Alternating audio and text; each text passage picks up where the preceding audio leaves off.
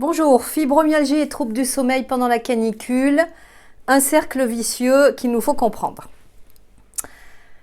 Tout d'abord, aujourd'hui, j'aimerais vous parler d'un sujet très concret pour beaucoup d'entre nous.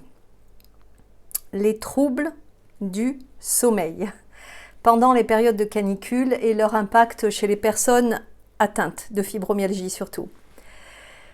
La fibromyalgie, c'est déjà associé à des troubles du sommeil non réparateur, des réveils fréquents, des jambes sans repos. Je ne sais pas si vous connaissez ça. Mais ce sommeil de mauvaise qualité aggrave la douleur et augmente considérablement la fatigue et ça crée un cercle vicieux qui est difficile à briser.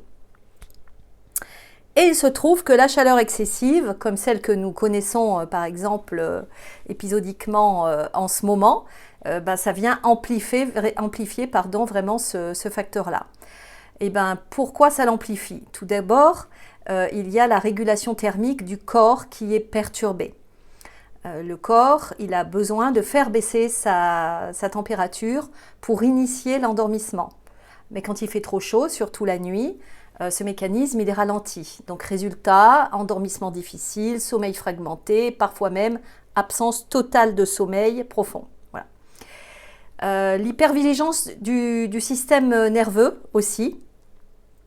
Vous le connaissez que trop, ce système nerveux qui est perturbé, puisque chez les personnes fibromyalgiques, le système nerveux, il est en hyperexcitation. Voilà.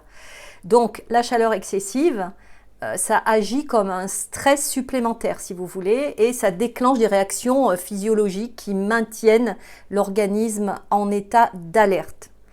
Et alors, c'est difficile de s'abandonner au sommeil dans ces cas-là. Autre chose, c'est que les douleurs corporelles, elles sont exacerbées, puisque la chaleur intense peut accentuer les inflammations. Je ne sais pas si vous en faites la triste expérience. Favorise la rétention d'eau, provoque des crampes, des douleurs musculaires, notamment si l'hydratation n'est pas suffisante, et c'est là que c'est très important. Ces douleurs deviennent encore carrément plus insupportables la nuit quand on est allongé, quoi, voilà.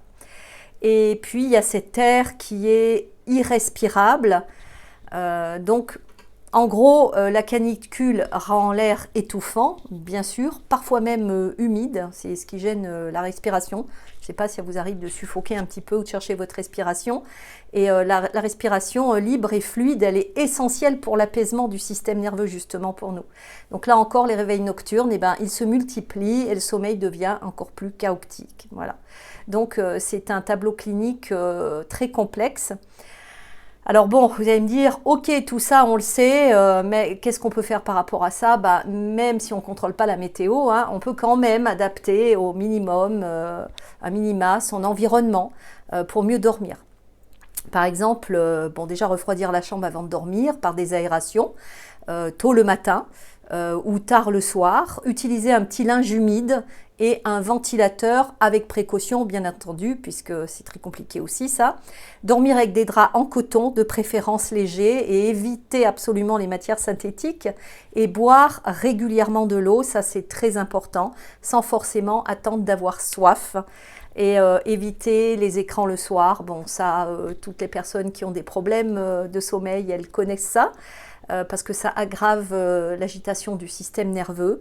Et puis, je vous encourage à utiliser certaines techniques de respiration, comme la cohérence cardiaque, par exemple, ou un peu de méditation pour apaiser le mental et détendre le corps. Voilà.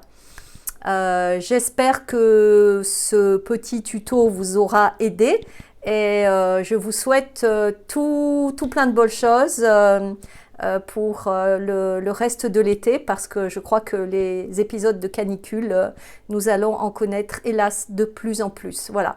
Laissez vos commentaires, n'hésitez pas à vous abonner, bien entendu, à faire connaître la chaîne autour de vous. Et je vous remercie pour votre écoute et je vous dis à très vite, à très bientôt. Bye bye!